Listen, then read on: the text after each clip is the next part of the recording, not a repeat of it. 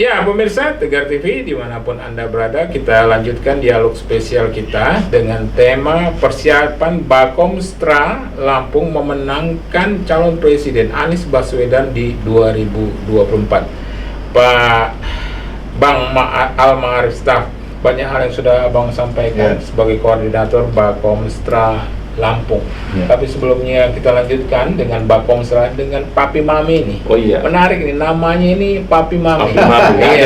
Iya, ini jadi akrabannya cukup lebih dekat ya. Iya, ini gimana sih Papi Mami ini, Pak? Jadi Papi Mami ini kalau sebutannya kalau orang bule Papi Mami ya kan. Ntar Pak Anies sendiri aja kalau dipanggil di rumah sebagai Papi. Panggil Papi.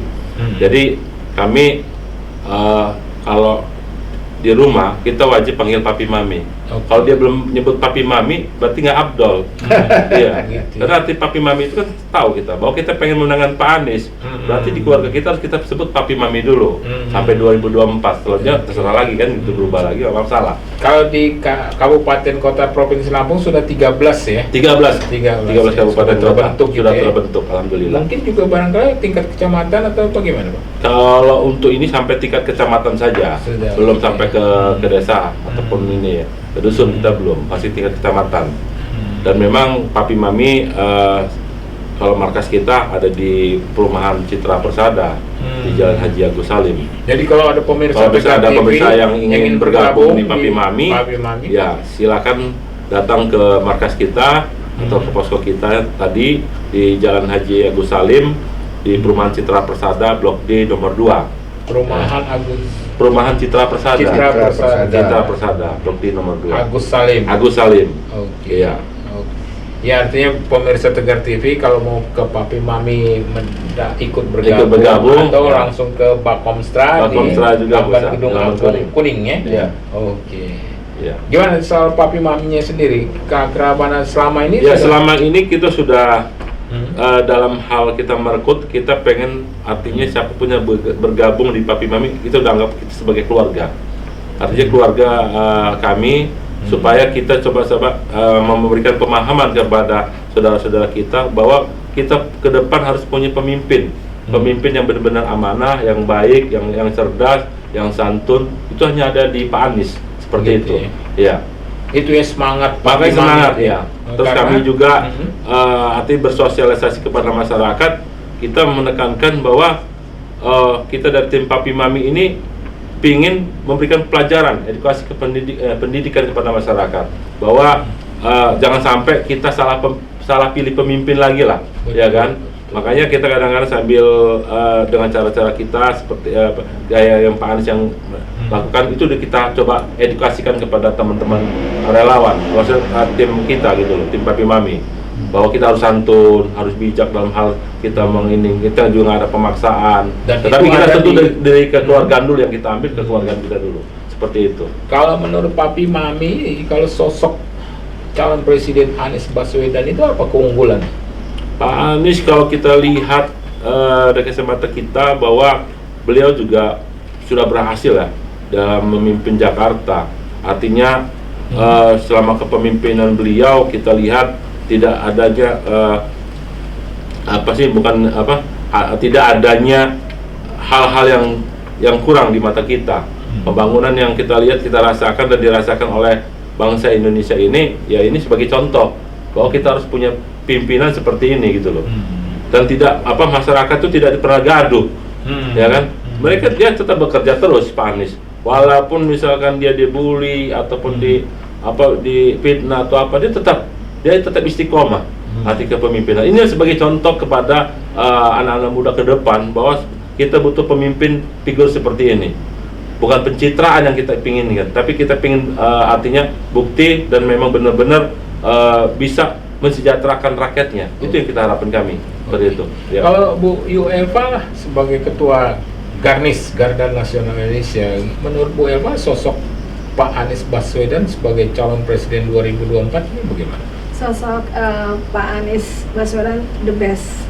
Yaitu tadi kan sudah punya visi misi kami, amanah. Dia seorang yang amanah. Fatonah itu cerdas, berarti clever. Dia sungguh mindsetnya jalan. Dia mempunyai prestasi-prestasi di seluruh dunia. Bahkan di Indonesia pun lebih dari prestasi tersebut yang dapat penghargaan. Itu tablik.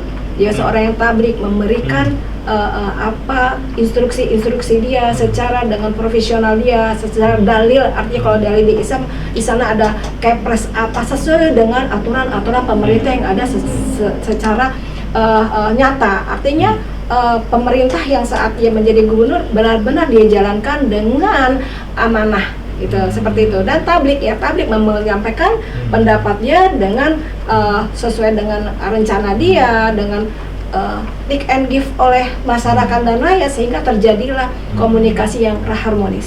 Itu sosoknya.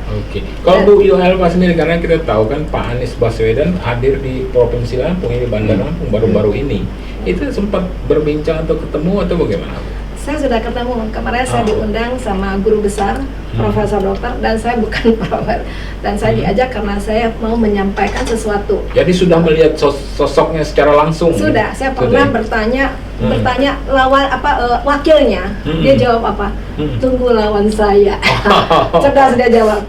Saya udah bertemu, makanya teman-teman waktu hadir di bandara berdempet-dempetan, berdesak, dan saya memberikan peluang kepada anggota saya, justru saya yang keluar. Jadi teman-teman yang di PD, Lampung Utara, Metro, Lampung Selatan, Lampung Timur kemarin hadir, saya beri masuk. Jadi saya sebagai ketua, saya memberikan peluang kepada anggota saya supaya dia kenal calon pemimpin yang amanah tadi, dan dia tidak kecewa itu. Dan rencana kami ke depan bersama Bakomsra adalah ingin membuat rakerda untuk Forkom bersama Bakomsra. Kan kalau Forkom kan banyak dari pusat, yang punya daerah, untuk bersama-sama bersanding untuk meramut bukan 25 lagi, bahkan sampai 50 relawan. Untuk akan diadakan di Bakomsra bersama pembina kami, Ika Edwin, Bang Ika, untuk bersama-sama membentuk. Tujuannya adalah kepemenangan Anies. Yang saat ini Indonesia sedang tidak baik-baik saja. Jadi itu yang seperti itu. Mantap kan? Wah. Jadi kami meramut semua yang ada, bukan 25 loh Bang. Saya pikir lebih banyak. Karena itu yang terdaftar kata. Ya, yang di DPD. Karena DPD itu harus kami hadirkan. Bukan kami yang di DPW, DPP aja yang hadir, tapi daerah harus hadir bertemu Bakomsra, dan akan sukses insya Allah. Bang, almarhum staff ini ya kan semangat untuk pemenangan Anies Baswedan ini sangat tinggi. Tidak hanya di Provinsi Lampung, juga di Indonesia. Ya kan. Nah, terkait keberadaan Bakomstra ini untuk pemenangan ya kan, apa upaya-upaya ini untuk pemenangan itu sendiri yang dilakukan Bakomstra? Ya, itu yang pertama tadi ya, kita dengan ini. Yang kedua, kita di luar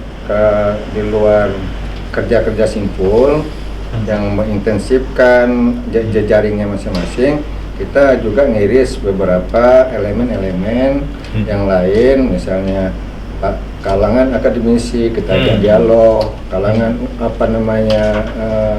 alim ulama kita ajak dialog, kemudian ada masyarakat yang tadinya peduli tapi tidak mau gabung, kita coba rangkul. Ya. Nah, yang jelas ini memang satu tantangan yang bisa ini kan adalah kalau kaum milenial. Kaum milenial ini kan dari beberapa pemilu itu kan sangat banyak yang sebetulnya bukan golput saja. Golput itu adalah output dari sikapnya. Sikap yang apolitik ini yang perlu kita rubah mindsetnya kan gitu.